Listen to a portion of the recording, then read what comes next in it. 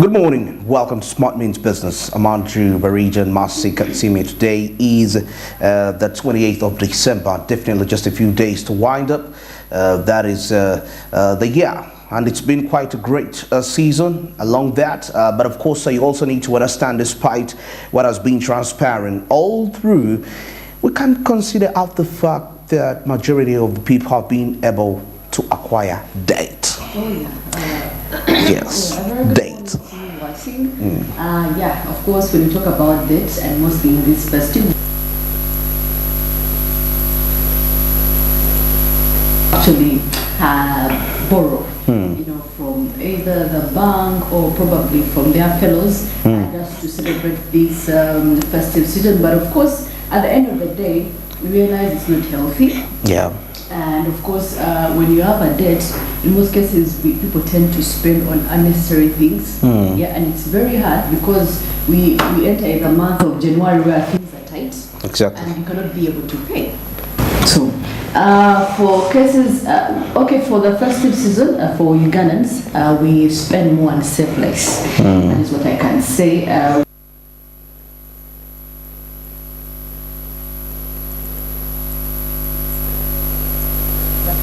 The prices are increased because everyone is struggling. They want to recover from the festive losses and maybe pay up their debts. So therefore, people have to take precaution on how they spend during the festive season. You don't have to ask. You don't have to loan. You can use the very resources that you have to be happy. Okay. There is no cause for borrowing. All right, and of course, just to build a little background on that, a report according to 2023 by the Financial Sector Deepening Uganda revealed we have three segments of people. We have the upper segment, we have the middle segment, and the lower segment. And the upper segment accumulates about 43% of debt. They carry this debt, and coming in down to the middle class, which is approximately 30%, and the lower class coming in at 28%. But of course, the biggest, the interest that I got to realize is that when you take a look at the upper class, on average, each individual owes about 17 million. 17 million Ugandan shillings, coming in down to the middle class, and an average individual owing about 7 million Ugandan shillings, and coming in down to the lower group, whereby an average Ugandan in that group owes about 3.1 million US dollars. But we also need to understand that there is another dilemma here. Now, it brings us to the aspect of debt to income ratio, and most especially in such a time when we've just concluded the season, and you find that actually the low income earners have a tendency of actually acquiring debt. Now, in this incidence, despite the fact that they contribute to the list, they have the list date, but that date is more than their income. Now, that's the big picture here. And now that brings us to the discussion of debt management, that is after the festive season. How effectively can you really put that into the right perspective in terms of clearing that debt, and you be debt free? So those are the discussions that are going to be coming up shortly onto our discussions this particular morning. And of course, just to beef up what have been actually explained to you here, according to my report, this is the Financial Sector Deepening Uganda, taking a look at which indicates that the households actually in the upper segment, which held about 43% of the total debt in the country, bringing us down to the middle segment to 30.8%, and the lower segment 25.8%. Yes, so. But the ultimate factor is the debt to income ratio. Something which I would personally believe, if you actually fall into this bracket, it would be very wise of you to consider investing. Actually, it could be one of those people that are actually earning money during such a season, and instead of acquiring credit, which might be a big burden for you to clear in the long run. Yes. Well, of course, I believe debt management is very crucial because now, once you spend out of a loan, you realize that you're given a time frame. When you talk about like a month, and of course, I don't think within a month someone will have, having spent a lot. I don't think someone will have had enough to recover, pay up for the debt. So definitely, you find people are hindered by very many circumstances, and therefore, if it comes to businesses and all that, you find people the very people that are raising their products.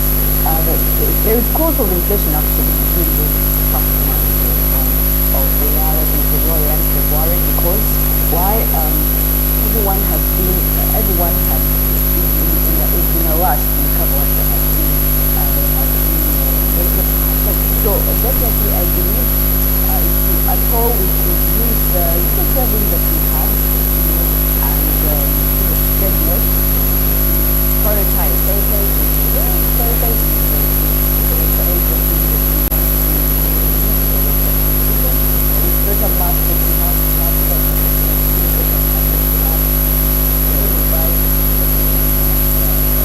To take a look at the report I've just received just about now, of course, you get to realize that if we take a look at debt, acquisition of debt in the financial year 2023, there has been quite a little bit of ups and downs. The trend hasn't been really a stable one, as I'll say. Most especially, the biggest transactions of credit have transpired, that is within manufacturing, service sector, and also trade at the same time.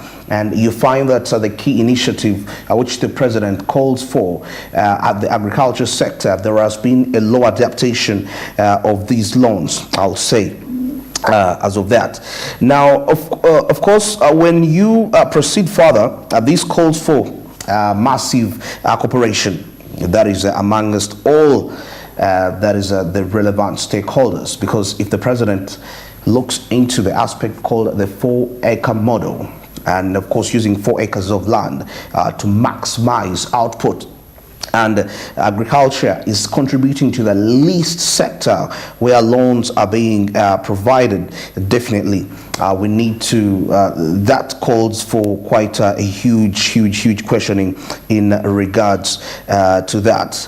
But away from that, still, as we take a look into the date on that is at the public level, we've been of course zeroing it down to the individual, getting to see the loan access as a result of that. But the big question here is, how effective are these loans being utilized at the end of the day? So that creates the aspect of the discussion that we are heading to here about debt management amidst as we're heading away from the Christmas. Now, a 2023 study by the financial sector deepening Uganda indicated that households in the upper segment, which I was saying 20%, held the highest share of debt, which is 43.4%, now followed by the middle segment, which is 30.8%, and the lower segment. But of course, the same study found that the average debt per borrower was the highest for the upper segment at about 12.7 million. So that means each person in that owed 12.7 million, followed by middle segment 7.2 million, and the lower segment at 3.1 million. While the average debt amounts were higher for wealthier individuals. Despite the fact that they are higher for average individuals, the study also revealed that the lower segment had the highest debt-to-income ratio of about 84.2%, indicating that they carried a heavier debt burden relative to their income that is prepared to other segments. So, debt management, it is the post-festive season. I don't know what you have to say about that. Like I had said earlier, for debt management, it's about prioritizing on what you should spend during the festive season, because I believe that is when people need to prove how much they have worked for the whole year, and that is when people need to spend and spend with their families and loved ones. But then at the end of the day, I believe borrowing is not really necessary at some point. You can borrow. Okay, the only problem I see that we have is we borrow money that we know that we're not able to pay in a given time frame. So how about you borrow the money, depending on how you're going to be able to pay up. So yes, the debts are good at some point, but then at what point do you think you can be able to pay back? Yeah. All right. It's exactly 14 minutes past 7. Definitely at this particular time we must be heading into our press briefing. I'm trying to access my online aspect here, but I'm being laid down by the network. But anyway, as I wait for it to stabilize a bit, I will still let's still continue to review some of the aspects of the debt to income ratio and leaving a perspective. Of course, yeah. All right. Well, I'm not after the press. We shall postpone the press review. I'm still waiting for the network to get stabilized. Okay. And I think you got the network there? Yeah. What is the new vision saying? Well, of course, in the new vision, reports are coming in that road crashes claimed 33 lives during the festive season, and that is so far. The reports as of yesterday, and of course compared to last year where 127 perished, and this is somehow 33. But I think this is just the last 2 days that we've been having in the festive season. So definitely they always give us an update on what has been happening. Of course, during the 24th to the 26th, there were registered several road crashes where 33 people lost their lives and 156 sustained serious injuries. So that means people were reckless on the road, just as usual. With the happiness and the happening, I mean, people usually lose control. So hence, this is what led to the 33 perishing and losing their lives. So we hope that as we going to begin the new year, and of course that is the time people are so reckless, because they're excited about the new year. So definitely be careful on the road. If you have a friend that you feel like is not stable to take, use a border, do Uber, do safe border. Those are the easiest means of transport around here. And of course Uganda to produce 100,000 kilograms of liquefied petroleum gas annually.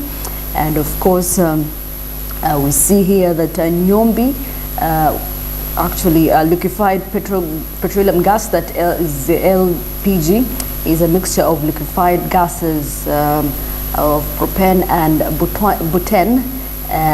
For those that did chemistry, you can really understand. Yes, well, of course, Alex Nyombi, the Director Developments and Production at the Petroleum Authority of Uganda, said that the Kingfisher Oil Development Project in Chikube District, which is being operated by China National Offshore Oil Company, is expected to produce 20,000 metric tons of gas, while Tilenga Oil Development Project which is operated by Total Energies, is expected to produce 80,000 metric tons, and that brings us to a total of 100,000 kilograms of gas. So now took a look at the East African here. I see something here. The Rwandan investor wins back about $2.6 million. That is a $2.6 million company from a Kenyan shredder. Of course, we see that he won the spirited legal battle that is in Kenya over the ownership of about 400 million Kenyan shillings. That is equivalent to $2.6 million online company, which he has been defrauded by a Kenyan shredder. So that is a Rwandan investor being defrauded by a Kenyan shredder. So when you grab yourself a copy of the East African, you can actually proceed further to get details of what is really transpiring. And of course, I see something here from Guinea Oil Depot as fire put out after 9 days. When you grab that, as you'll find that out. And Zanzibar rolled out digital budgeting to boost efficiency, and the island has adopted and rolled out a digital budgeting system. It definitely aims to boost transparency, consistency, and promote accountability among planners, and of course inclusive of implementers and decision makers.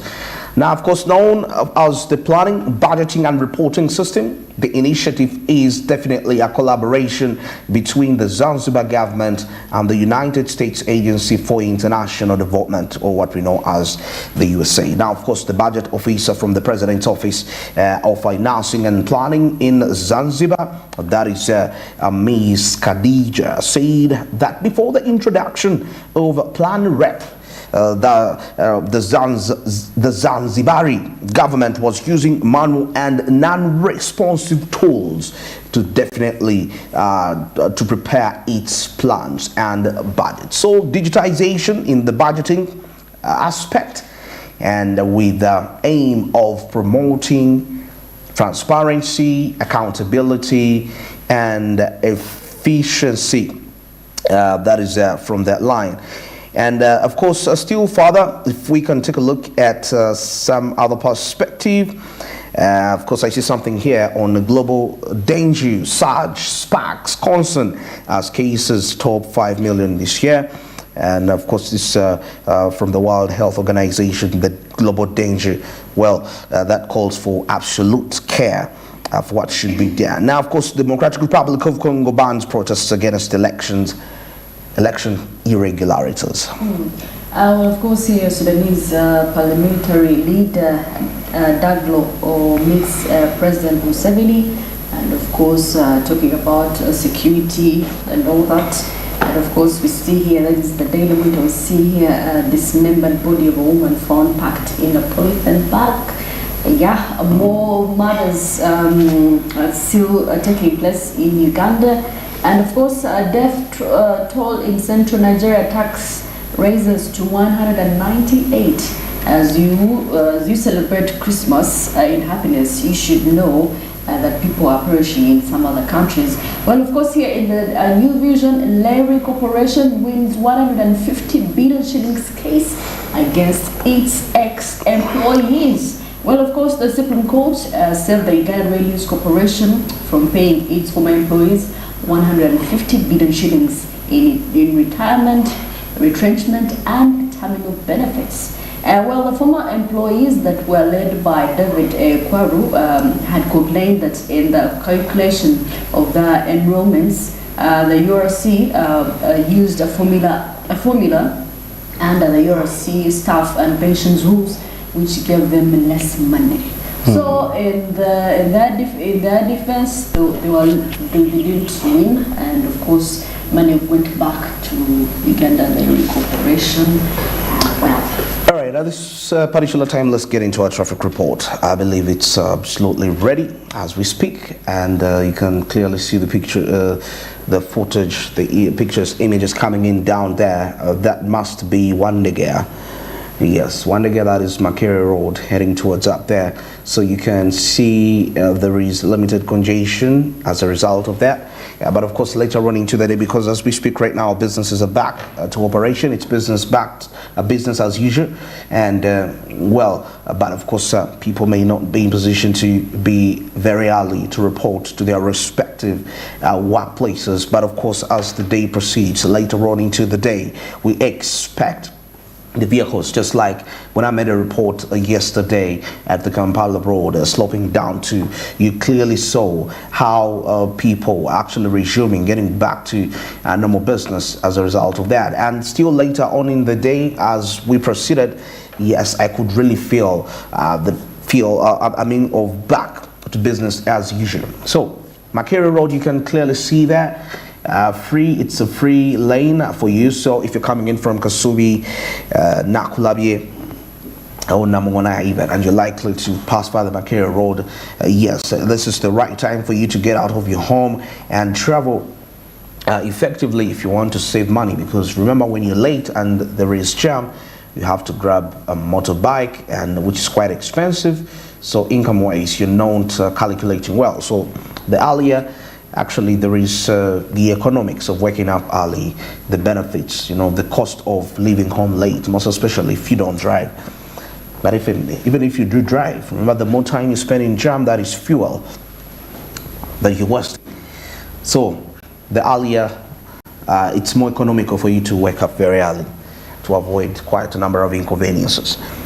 Now, of course, this particular route links up roads. That is, there is a road that links to Mulago. There is one that links to the Bomber Road, and of course, it proceeds through the city center. You can see the Bomber Road there, heading, of course, people coming in from Maganjo, Matuga, Kalere side. What else? Yeah, all those areas are along Bomber Road. You definitely branch out from there. It is still, let us observe what is the situation like there. Well, it's you can see quite a number of vehicles coming from that side. You know, probably some have actually come from the upcountry. They're just reporting in the morning. But you can see, most especially taxis, I mean public vehicles, quite a number of them coming in from there. But nevertheless, it's not really much congested.